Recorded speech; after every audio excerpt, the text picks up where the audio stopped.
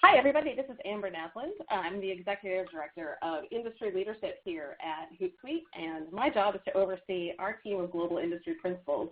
We're longtime practitioners in the digital media and social media space, and so I'm here today to talk to you about digital transformation and how it is changing our world of business.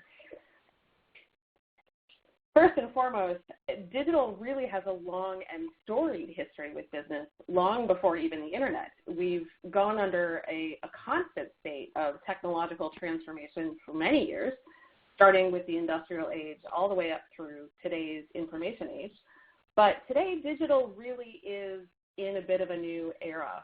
We're in a time of true technical saturation and hyper-connectedness, and behaviors that are driven at large by consumers, which means that businesses, for the first time in a very long time, need to adapt dramatically the way that we work. Adapting to that new era of digital needs really requires involvement across a business, from leadership levels all the way down to our practitioners who are in the trenches and doing the work, and back again. So there's not a single task or a tool really that can solve this problem, but it's more a matter of vision and support from everyone in the organization so that the customer experience becomes digital-centric, seamless, progressive, and is designed to put the online experience at the forefront. So for most of us who've been in the world today, it's really no surprise that social is the most transformational medium of our time.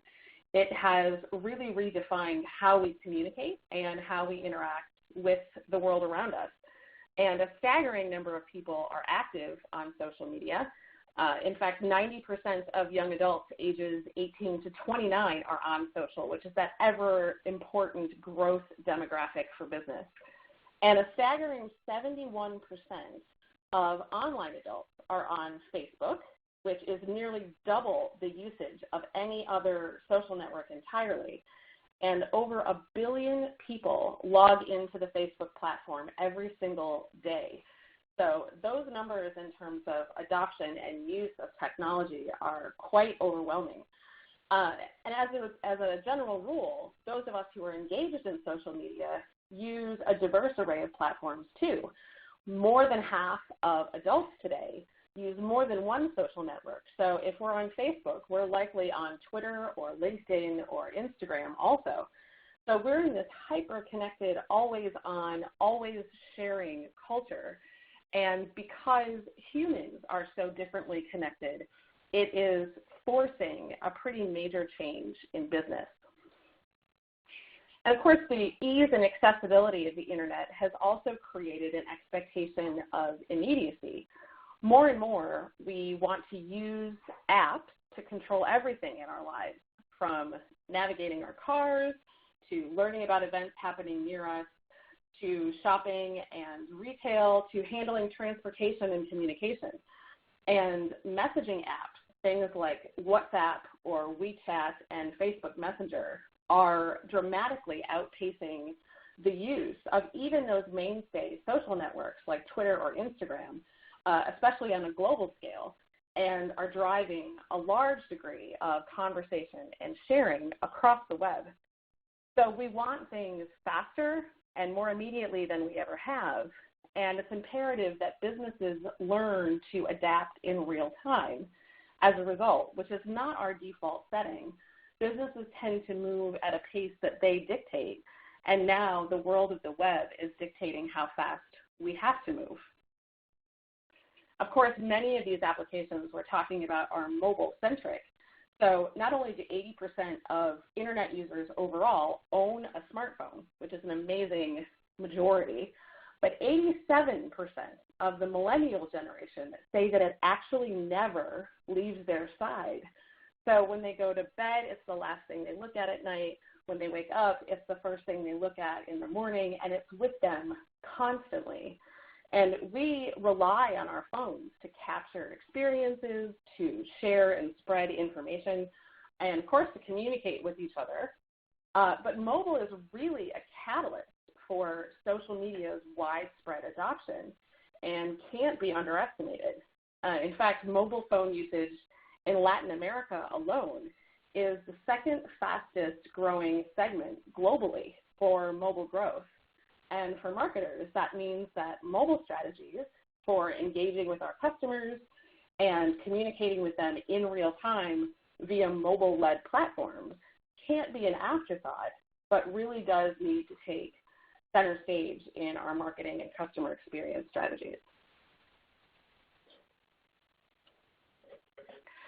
So this graphic says a lot, because the interesting thing is that despite all of the statistics demonstrating social's pervasiveness, many organizations still consider it a fad or something that the kids do or tools that aren't serious enough for business.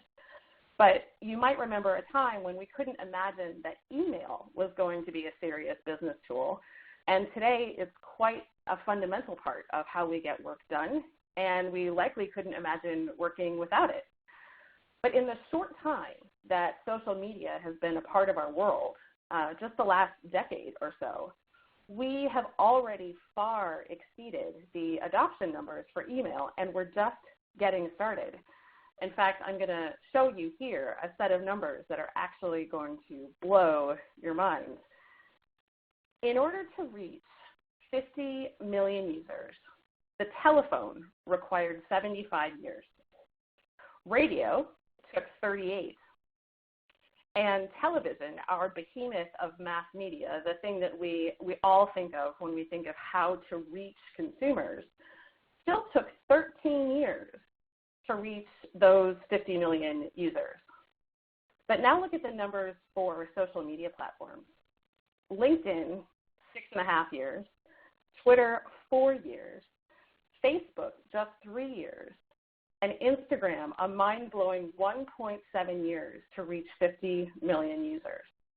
These numbers are absolutely staggering, and what this shows is how much friction we removed from adoption of new technology. It's so easy to sign up for a free Twitter account or a Facebook account and start building and interacting with communities at a scale we never imagined possible even a decade ago, and that companies paid millions upon millions of dollars to reach. So connectivity today is not only nearly instantaneous, but the speed at which we're reaching critical mass for adoption and communication and usage in a digital and social technology world is quite staggering. So you may think all of this is driven just by these younger generations. And of course, many of us talk about and know that digital natives really are the future of businesses, because these are users who grew up with the internet. They've never really known a non-connected existence. And they're the folks who laugh when we talk about things like cords on phones or the days before Google. They understand these shifts quite innately because they've always been part of their world. And these tools aren't a novelty to them, but they're really a fixture in their lives. It's amazing to think that by 2011, anyone entering the workforce has always had the internet. And by 2026, which is just 9 years away, anyone entering the workforce at that point has always lived in a world with Facebook. So tomorrow's leaders really are the pioneers of digital transformation, not because to them it's super innovative, but because to them it's simply the way things are and should be. So they'll continue to drive our businesses to adapt to this connected world, making customer experiences increasingly digital and social, because it's a very natural evolution to business as we've known it previously to this generation. The challenge, of course, is bridging the gap, because many leaders today are members of the generations before the internet, myself included. So the processes and the business practices that they've designed are customized to that reality rather than a digital-first mindset. But it's a mistake to assume that only the younger generations are using the web and social media, because in fact, the fastest growing group of social media users is the 50 to 64-year-old segment. They're adapting to these changes mostly because their children and even grandchildren are driving them to use these platforms. And for those that are still part of the workforce, they are needing to adapt to more digitized ways of working and interacting with their customers. All of this means that there is no going backwards, because digital really is the new normal for business. And it's our job to guide our companies through that transformation and the adaptation that's required in order to thrive in this new world order. What's new and distinctive about this shift driven by social media is that for the first time in history, the impetus for this giant transformation is driven from the outside of companies inward. In other words, it's driven by consumer adoption versus businesses dictating the need to adopt technology and consumers following along, much like we did with personal computing or email. An entire generation is now maturing in the age of digital and social media, and their expectations for the experiences they have with everyone from global brands to governments to their schools has completely changed. So today it's not just about using technology because it makes things faster. It's also because it drives businesses to be more human and more connected in a genuine way, and to be more connected to their consumers at a one-to-one level instead of what we're used to, which is that mass market one-to-many model. And brands are now defined not just by what the marketing department creates and how we position our companies and put it into the marketplace, but those brands are defined by the voices and the contributions of the collective and of the millions of people who are not just customers, but are bystanders and influencers and audiences who are adjacent to the buyers themselves because they're in constant observation mode. We expect so much more from businesses today than we did even a few years ago, both in terms of how they present themselves to us as consumers, but in how they work and operate on a day-to-day basis, how they create their products and services, and how we interact with them. So all of that requires not just a shift in operations in terms of what we do at work, but it really requires us to examine why we do it and how we bring that work to the people who keep our business alive and thriving. And that is far more of a cultural shift than it is an operational one. So now that we understand this, what do we do about it? Digital transformation really requires a level of thoughtfulness and adaptation that can only truly be accomplished through meaningful planning. And that means creating a roadmap for how digital is impacting your company, understanding where it can add value and where it creates risk, and outlining a plan for how and where digital can and should lead the future of your organization. It's amazing to me that 71% of companies still don't have a plan for how to tackle digital transformation or are in the very early stages of creating that. So we'll talk a little bit about the key elements of that digital transformation roadmap in just a minute. But most companies are still behind. The good news, however, is that this is where you can stand out, accelerate your success, and leapfrog the competition because they're not paying attention. So this is a great opportunity to do the digital transformation in a powerful and focused way, mostly because your customers really are insisting on it. Before digital took hold, the customer journey was actually pretty different. We created distinct departments in our organizations, mostly because it was useful to us to organize our work into categories and specific skill sets. So the marketers were over here, the salespeople were over there, customer service was in a separate department, and that's where we sent people when they called or later when they emailed us, so that team could help them out with whatever their issues were after purchase. But as time went by, those silos became just kind of the way we worked, and they weren't necessarily the best things for our customers. It was convenient for us to group like disciplines together, but it wasn't really done with the customer in mind. In fact, many of us have probably had the experience of calling a customer or a company as a customer only to sort of get bounced via phone or email to several different teams, none of whom seemed to know quite what was going on or have history about our account or our purchase.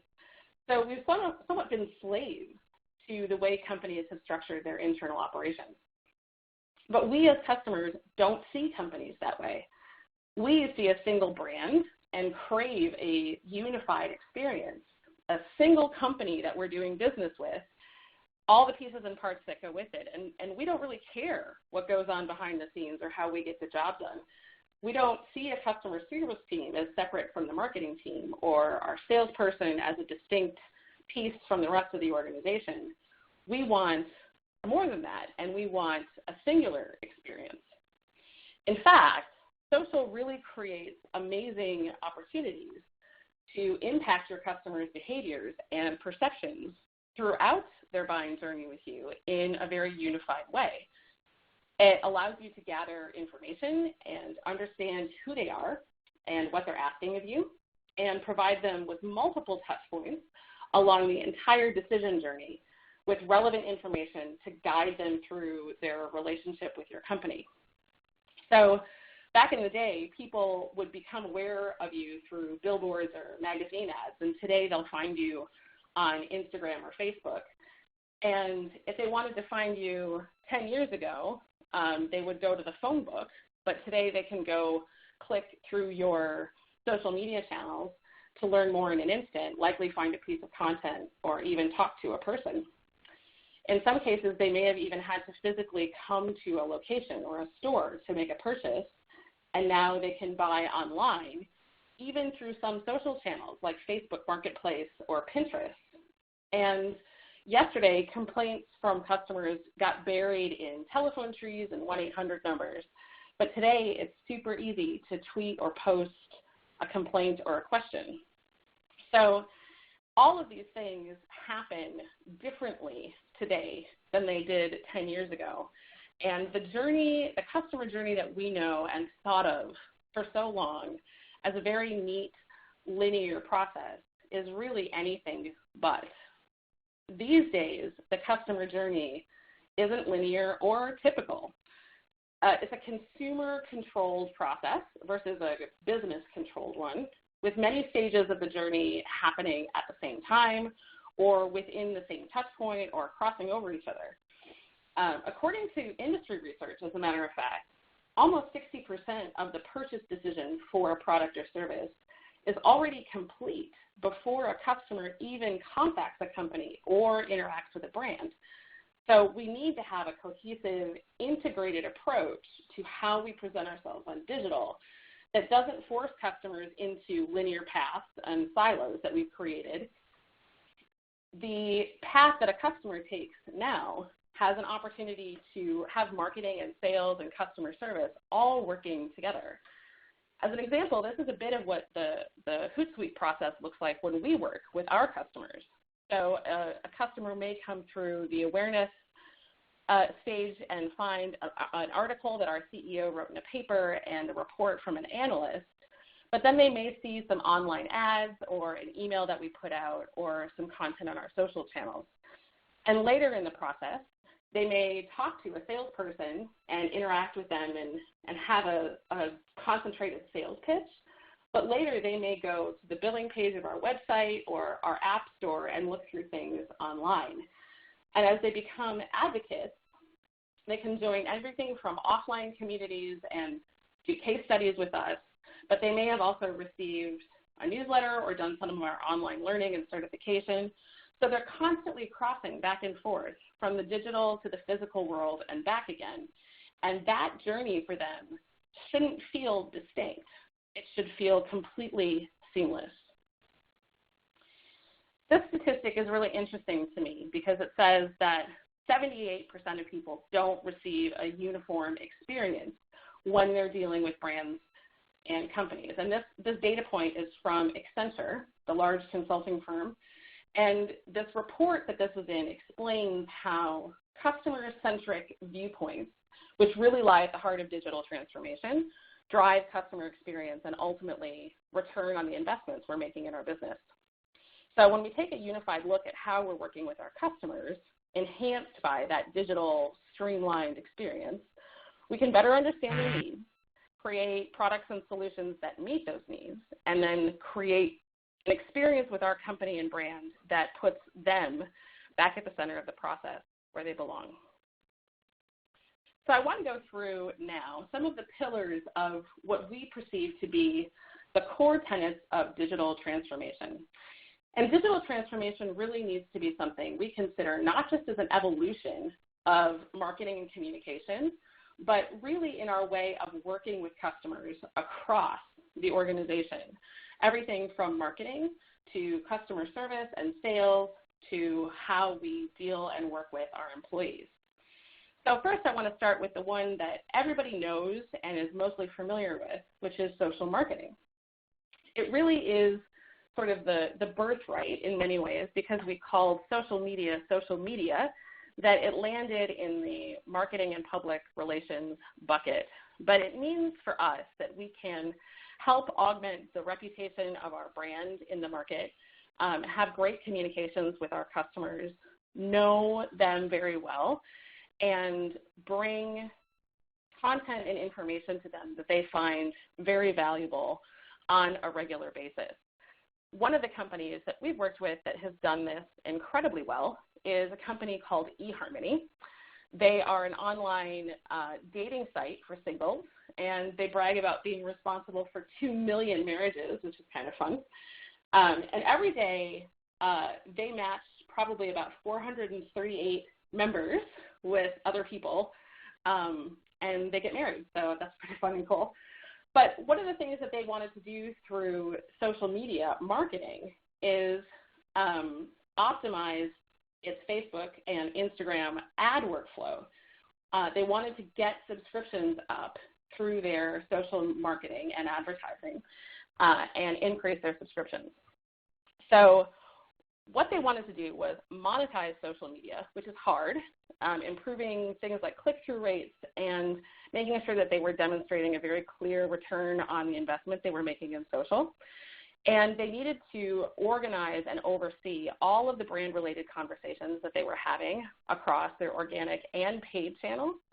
And then they needed to make sure that the resources they had could scale to support those communities online and show them great customer service as a result.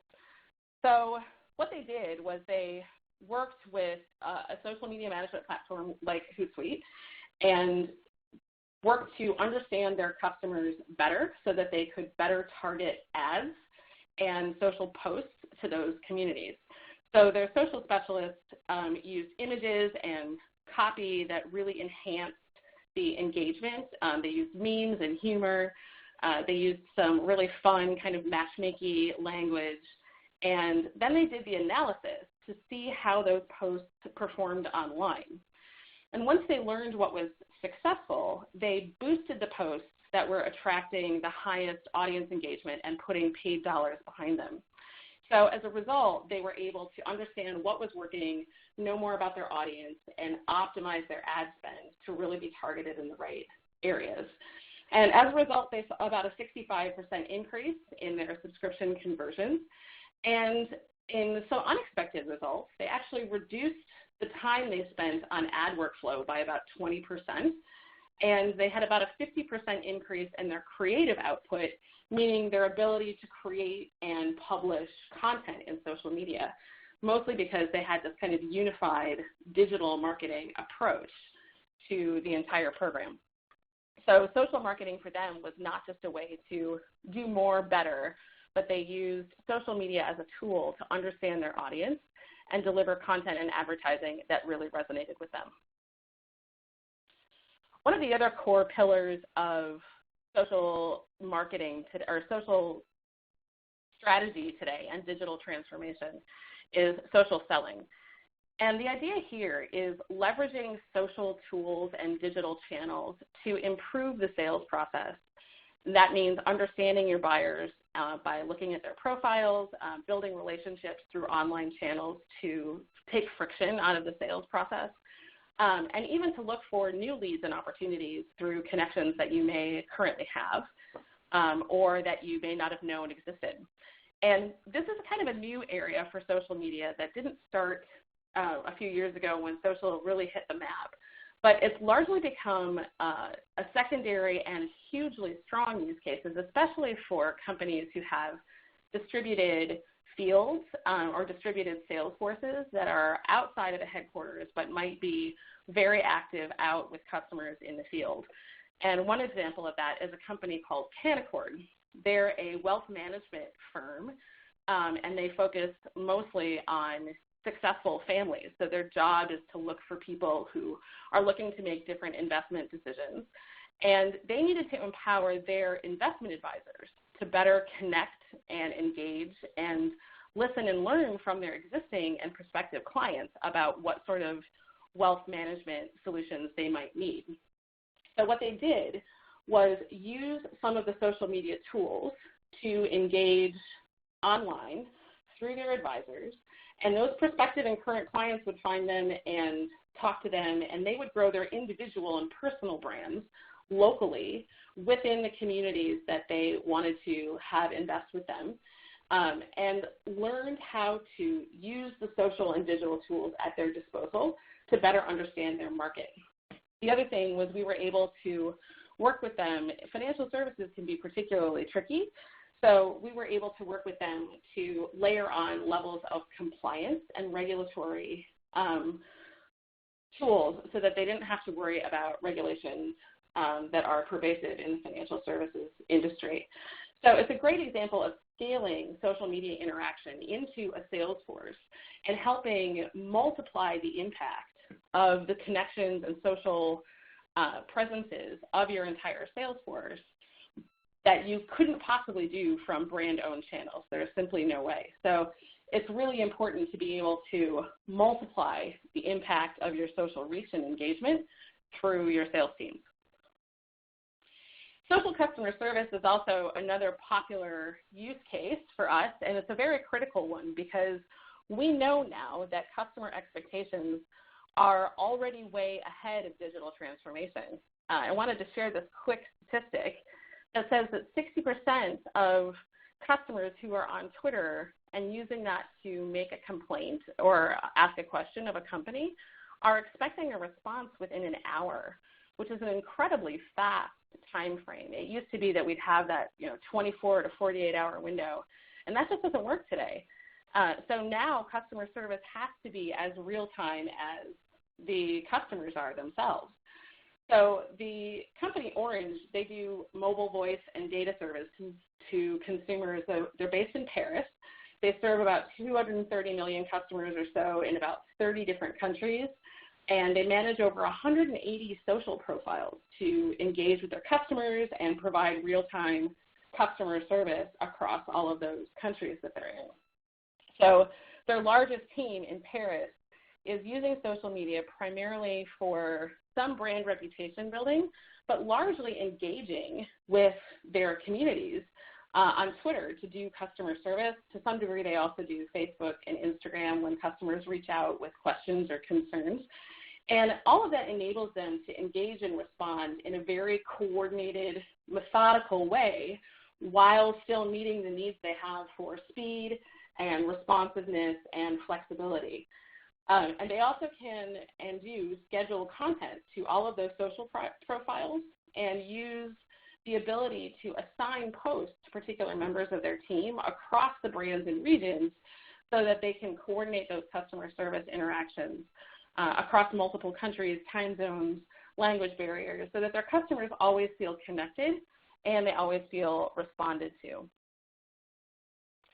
The last one is one that sort of the missing link that a lot of companies overlook, and we talk about employee advocacy. And one powerful way to extend the reach of your brand and your digital presence is by creating advocates and enthusiasts amongst your most powerful asset, which is your employees. So there are companies with hundreds of employees, maybe thousands, And if you think about it, each of them probably has hundreds of followers. This really quickly adds up to exponential reach and amplification of your reach. Some studies estimate more than 10 times what a brand could do on its own. So when employees help create and share information about the work that the company is doing or the work of their colleagues, they're also more invested in the outcomes. And today, above all, trust is a major factor in how well brand-driven digital activity is received online. Many studies, including things like the Edelman Trust Barometer and Nielsen's Consumer Trust Index, continue to show us that trust in mainstream media, advertising, marketing, and corporate brands is on the decline, but that recommendations from friends, family, and colleagues for information that we rely on to make decisions is actually up. So having branded content coming through employees versus the logo-led social media accounts is much better received. So one of the companies doing this very well is a company called Topgolf. They have multiple venues worldwide. It's sort of an entertainment fun destination where they do golfing games and food and drinks and big screen TVs, and it's all centered around having fun with digital golf. Their challenge was to continue driving brand reach across 28 venues in the US and Europe, and that's pretty hard to do singularly from a brand channel. So what they did is they equipped their employees with social media through Hootsuite's Amplify solution and encouraged them to share company content, to engage in social media with customers. And the excitement was so big that they actually had 42% adoption of that platform within the first week because people were excited to be able to have the opportunity to participate in digital and social media. Many of them had already been doing that on a personal level, and now to be able to do that on behalf of their company was something they actually really wanted to do. So about 300 of their associates were sharing pre-approved content and news and other updates with their social communities while they were on the go. Because it's a mobile-first platform, it was really easy and frictionless for them to share. So employee advocacy really is kind of the next frontier for many companies to understand that brand-driven awareness and marketing can only go so far, but that the massive power of employees and how much more engaged they are with companies when they're engaged on behalf of the brand in social media is a pretty big deal. And of course, there are a few leading companies that are taking all of these things together and putting them into an entire digital transformation roadmap, taking a very holistic approach to marketing and customer service and social selling and employee advocacy, and wrapping it up into a very comprehensive roadmap to transform their entire business. So one company that you may know and be familiar with is Accor Hotels, and they embody sort of these intersecting workforce trends. They're a French hotel group. They've got about 4,000 hotels in 92 countries, and they've first of all tapped their hotel managers and employees to do advocacy on behalf of the brand. They also are using social selling to have employees connect with potential customers online. They're educating them, they're talking with them, they're talking at a one-to-one level in tourism communities to help position the brand as a potential destination for people who are looking for things. And because they also invested in training and educating their employees, they're very confident that their employees can represent the brand very well. So, of course, in addition to their social marketing and standard customer service that they're doing in all of their channels, leveraging those employees to both sell and advocate on behalf of the brand has grown their audience reach by over 6 times. And now they have great reach to over 27 million users. So it's a pretty compelling story for looking at all of these use cases, not individually or as independent efforts, but really as parts of a systematic whole that make digital transformation possible. So all of this to say is digital transformation really isn't something to perceive as a threat. Change is happening all around us, and it can be overwhelming, but it is also an incredible opportunity. Customers are hungry to work with organizations that are connected, that are listening and engaged, and that are committed to interacting with them on the channels and platforms that they choose in the ways and modes that work the best for them. They're eager for companies to have distinct voices and to have human interactions and to meet them where they are, to truly transform the way we do business and lead it with digital first. So thank you very much for your time today. I hope this was helpful, and I'm looking forward to a little bit of Q&A. Thank you so very much.